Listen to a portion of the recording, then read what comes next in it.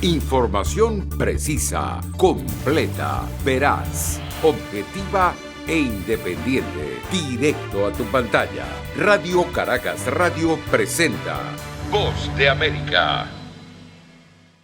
Fatou Bensouda, fiscal de la Corte Penal Internacional, aseguró que se han cumplido la mayoría de los criterios para la apertura de una investigación preliminar en el caso Venezuela 1, lo que abre las posibilidades de que Venezuela se convierta en el primer país latinoamericano en avanzar a una etapa de investigación. Tamara Suju, delegada de la Asociación Mundial de Juristas ante la Corte Penal Internacional, explicó que de abrirse la investigación, la Fiscalía profundizará en los hechos y pruebas pertinentes para determinar la responsabilidad penal de aquellos altos responsables de los crímenes considerados por la Corte. A juicio de Suju, se está avanzando para que haya justicia, aunque insistió en que no es un proceso rápido debido a que la etapa de investigación no tiene lapsos procesales.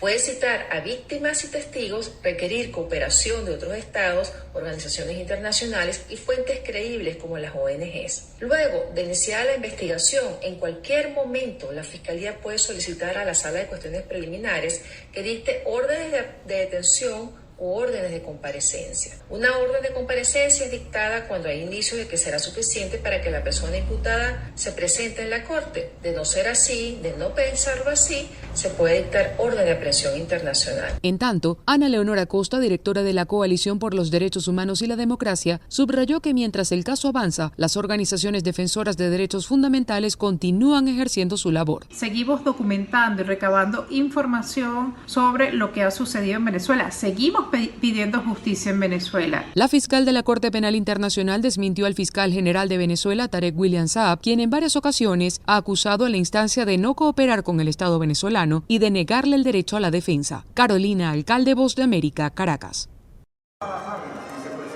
Una estrategia anticorrupción y contra el tráfico humano fue el resultado de la visita de la vicepresidenta Kamala Harris a Guatemala, que culminó con el anuncio de estos acuerdos. Estados Unidos creará un grupo de trabajo anticorrupción, el primero de su tipo. Nuestro Departamento de Justicia, nuestro Departamento del Tesoro y nuestro Departamento de Estado trabajarán juntos para llevar a cabo investigaciones y capacitar a las fuerzas del orden locales para que lleven a cabo su propia tarea. Por lo tanto, apoyarán a los fiscales guatemaltecos, incluyendo la Fiscalía Especial contra la Impunidad. La corrupción no conoce fronteras y queremos asegurarnos, porque esto se trata de crimen transnacional.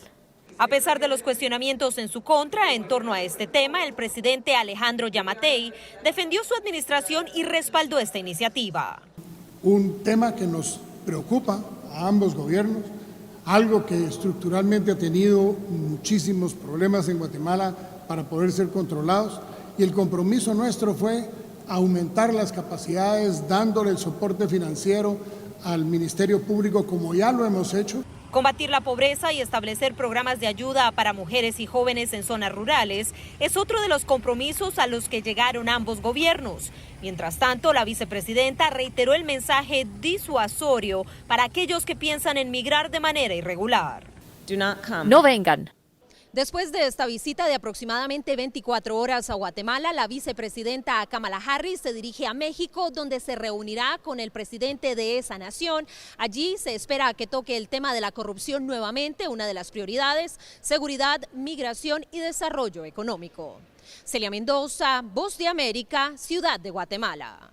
Vicepresidenta Kamala Harris realizaba una visita a Guatemala y parte hoy rumbo a México. Los republicanos en Estados Unidos manifestaron su disconformidad con el viaje, alegando que luego de 75 días de haber sido nombrada para presidir los esfuerzos para enfrentar la difícil situación en la frontera sur y encargarse de gestionar soluciones a la crisis humanitaria, aún no visita la zona y sigue negándose a llegar a los puntos fronterizos, acusándola de fracasar en todos los frentes. En un boletín oficial de prensa, los republicanos, que ahora son la oposición política en el país, expusieron su perspectiva con respecto a la gestión fronteriza del gobierno de Joe Biden y, como era de esperar, los puntos en desacuerdo fueron múltiples. Según considera el Comité Nacional Republicano, en este momento es necesario dotar de más poder a los agentes de seguridad fronteriza que mantienen la seguridad en el país, y acusaron al presidente Biden de hacer justo lo contrario, resaltando que el cruce de personas indocumentadas está en su punto más alto de los últimos 20 años. Ante tal panorama, consideran que la visita de la vicepresidenta Harris a México supone una cortina de humo para distraer la atención e ignorar a los millones de estadounidenses que han resultado afectados por lo que denominan las desastrosas políticas fronterizas de la administración Biden, que provocan la entrada de personas indocumentadas. El Comité Nacional Republicano también asegura que el presidente Biden decidió recortar los fondos económicos para aduanas y protección de fronteras, servicios que en la actualidad y ante la crisis desatada en la frontera necesitan ser reforzados y empoderados, y lamentaron el deterioro que el mandatario estadounidense está generando luego de 4 años de la administración Trump, que, según afirman, dejó como resultado de sus políticas una frontera fuerte y segura. Por último, los republicanos remarcan que la situación de la frontera también provoca un aumento en el tráfico de drogas que, como el peligroso narcótico fentanil, provoca la muerte de miles de estadounidenses cada año. Judith Martín Rodríguez, Voz de América. Después de la reunión bilateral con autoridades de gobierno, la vicepresidenta de los Estados Unidos se reunió con mujeres emprendedoras para conocer las necesidades y desafíos a los que se enfrentan, entender la situación que se vive en Guatemala y mejorar la ayuda que se ha dado por parte del gobierno de Estados Unidos, según declaraciones de la propia vicepresidenta Kamala Harris. Estoy aquí hoy para hablar con ustedes, cada uno de ustedes, escuchar sus historias de una forma que nos pueda ayudar a moldear esta iniciativa en la que ya hemos impartido. El plan contempla un aporte de $40 millones que se destinarán a un programa de empoderamiento de mujeres jóvenes a través de USAID. Yuri Vázquez inició un emprendimiento de elaboración de chocolate y con esto mantiene a su familia y da oportunidades laborales en Quetzaltenango. Trabajo chocolate bombonería, chocolate para beber. Gracias al emprendimiento que he realizado, he podido sacar adelante a mi familia, a mis hijas, a mi madre, y también he podido brindarle empleo a más de 5 familias. Marta Pacay tiene un emprendimiento llamado Café Ixmucané en Cobán, Alta Verapaz, pero además es parte de una cooperativa de jóvenes emprendedores que cuenta ya con 150 socios. Sabemos bien que las oportunidades como la educación, recurso financiero para que ellos puedan emprender son una solución para que ellos no puedan o no tengan la necesidad de migrar en otros países donde ponen en riesgo su vida. Harris indicó que con estos proyectos se espera fortalecer el desarrollo en el área rural y anunció un aporte de $48 millones para programas de acceso a viviendas, apoyo a la agroindustria, micro, pequeña y mediana empresa. Eugenia Sagastume, Voz de América, Guatemala. El presidente Joe Biden emprenderá su primer viaje al extranjero e irá a Europa, donde sostendrá importantes encuentros con líderes mundiales, entre los que se destaca la reunión con su homólogo ruso Vladimir Putin y otra cita de alto nivel con el primer ministro de Gran Bretaña, Boris Johnson. Su agenda incluye la participación en 2 importantes eventos. Uno será la cumbre del G7 y la otra la cumbre de la OTAN. Sobre esta agenda habló el asesor de Seguridad Nacional de los Estados Unidos, Jake Sullivan, en la conferencia diaria de prensa de la Casa Blanca. El presidente de los Estados Unidos y su equipo viajarán con la idea de dar un impulso fundamental a la política exterior del país y para resaltar la tarea de las democracias del mundo frente a los grandes desafíos de nuestro tiempo. La primera escala del presidente Biden será en Cornualles, Reino Unido, donde asistirá a la reunión del Grupo de los 7, el G7, constituido por las naciones más desarrolladas del mundo, y allí buscará reforzar los lazos multilaterales con varios países, tratando de impulsar algunas prioridades de Estados Unidos en temas como la salud pública, la recuperación económica, la relación con China y la crisis del cambio climático. Paralelamente a esto, está previsto el encuentro con el primer ministro británico Boris Johnson. Luego, el mandatario estadounidense viajará a Bruselas, en Bélgica, para participar en la cumbre de la OTAN, donde reafirmará el compromiso de Estados Unidos con esta alianza y sus principios, con la idea de retomar las buenas relaciones con algunos de sus aliados tradicionales. Finalmente, el presidente Joe Biden viajará a Ginebra, donde tendrá su cita más compleja, ya que el 16 de junio se encontrará con su homólogo ruso Vladimir Putin, y el asesor Jake Sullivan destacó: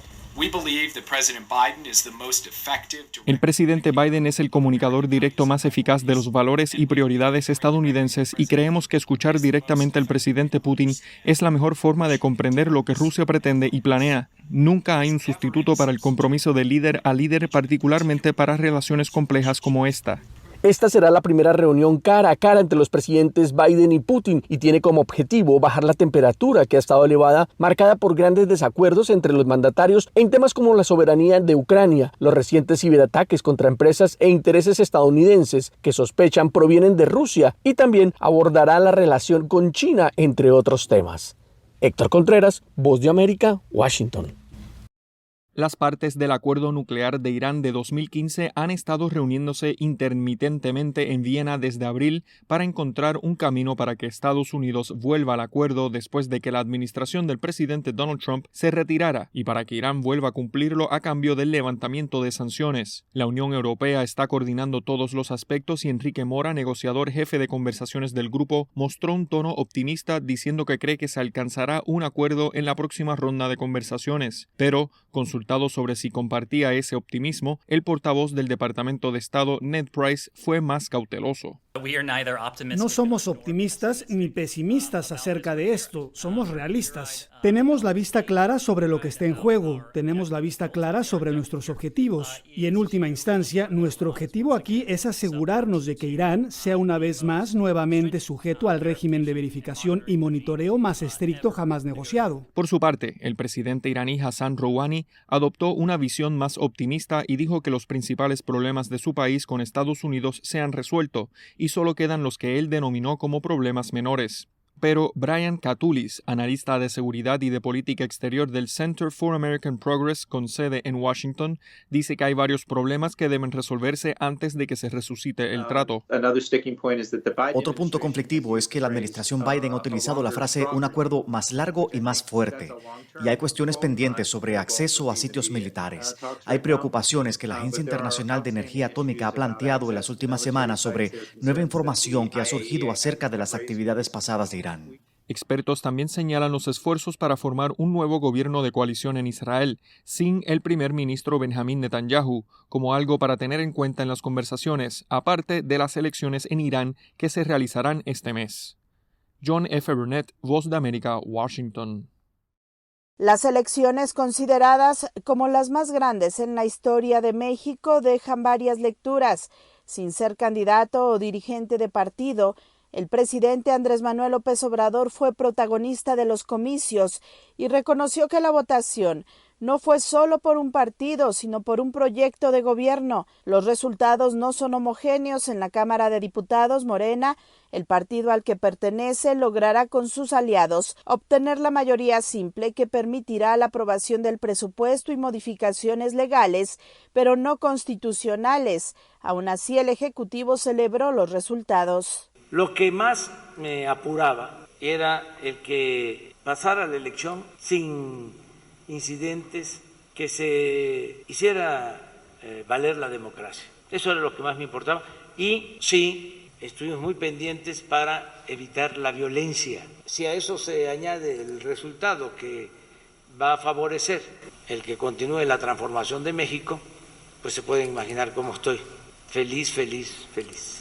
En la disputa por las gubernaturas, el partido en el gobierno se perfila para ganar al menos 10 de las 15, pero en la Ciudad de México, su principal bastión, se prevé que pierdan 10 de 16 alcaldías. El Ejecutivo reconoció que falta un mayor acercamiento con la gente en la capital, pero también acusó guerra sucia en contra de su proyecto. En una polémica declaración reconoció el comportamiento de la delincuencia organizada, porque dijo no hubo muchos hechos violentos, ni tampoco se registró un gran número de homicidios. Los que pertenecen a la delincuencia organizada, en general bien, muy pocos actos de violencia de estos grupos. Se portó, creo que más mal, la delincuencia de cuello blanco. Dijo que solo hubo intromisión de algunas autoridades locales, pero no se trató de una elección de Estado, como ocurría en el pasado. Sara Pablo, Voz de América, Ciudad de México. Pese a que ambos candidatos a la presidencia del Perú manifestaron que esperarán el conteo final de la Oficina Nacional de Procesos Electorales, Keiko Fujimori, de Fuerza Popular, indicó que hay un posible intento de fraude contra su candidatura. Han venido ocurriendo una serie de irregularidades que nos preocupa, que creemos que es importante evidenciarlo y sobre todo convocar también a los ciudadanos para que nos ayuden a saber si existen otras irregularidades más como las que se han ido revelando a lo largo de estos días. En una conferencia de prensa, la contendora por Fuerza Popular mostró 5 videos donde presuntamente se realizaba un fraude en mesas de sufragio. Sin embargo, voceros de diversas instituciones negaron el hecho porque las pruebas mostradas son situaciones aisladas al conteo total de votos. Por su parte, el candidato de Perú Libre, Pedro Castillo, pidió a sus simpatizantes mantener la calma ante la denuncia de su oponente. Yo les pido tranquilidad. Esperemos los datos oficiales de la OMPE y saldremos a pronunciarnos a partir de ese momento. Asimismo, indicó que estará vigilante para que se defienda el voto popular. Al 94.9% de actas contabilizadas a nivel nacional, la OMPE informó que hasta el momento el candidato de Perú Libre, Pedro Castillo, lidera la elección con el 50.28%, mientras que Keiko Fujimori de Fuerza Popular obtiene el 49.72%. Desde Lima, Perú, Ítalo Leiva para La Voz de América.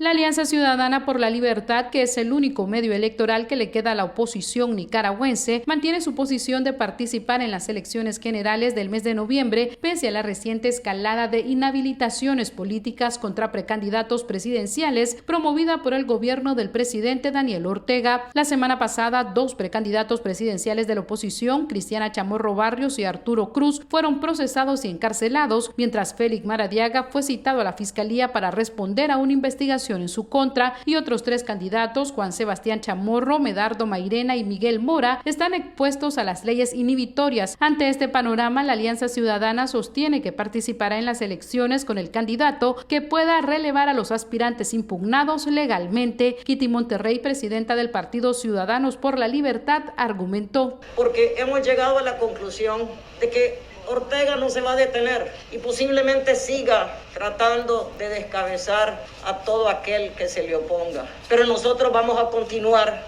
luchando. Los precandidatos que aún permanecen en el proceso para elegir a un competidor único realizaron un llamado a la unidad en torno de la Alianza Ciudadana. Félix Maradiaga, uno de los precandidatos de la coalición nacional, sostiene que es importante no abandonar la contienda. Teniendo de su lado las armas, el régimen no está dispuesto a someterse a un proceso electoral. En tanto, Cristiana Chamorro, que era la precandidata más fuerte de la oposición, cumplió 5 días en arresto domiciliario y la mantienen incomunicada. Daliano Caña, Voz de América, Nicaragua.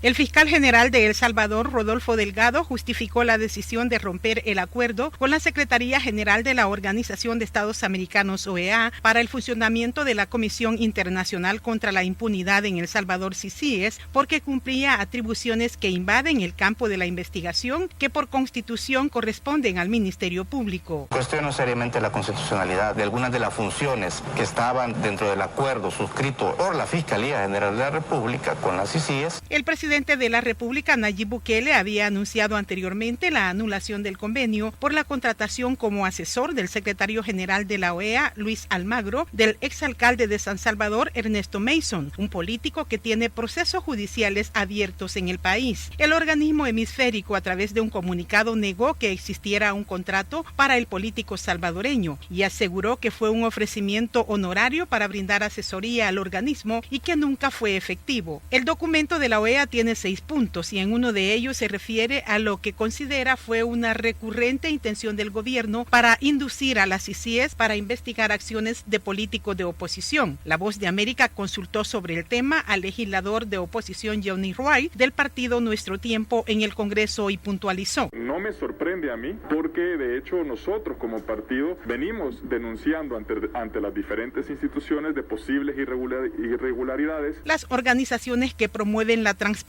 en el país consideran que este tipo de decisiones son contrarias a las líneas de trabajo trazadas en la visita de la vicepresidenta de Estados Unidos, Kamala Harris, a Guatemala, donde se concretó la firma de acuerdos para fortalecer la gobernanza y el combate a la corrupción. Nerima Vil Reyes, Voz de América, San Salvador. Información precisa, completa, veraz, objetiva e independiente. Directo a tu pantalla. Voz de América en RCR 750.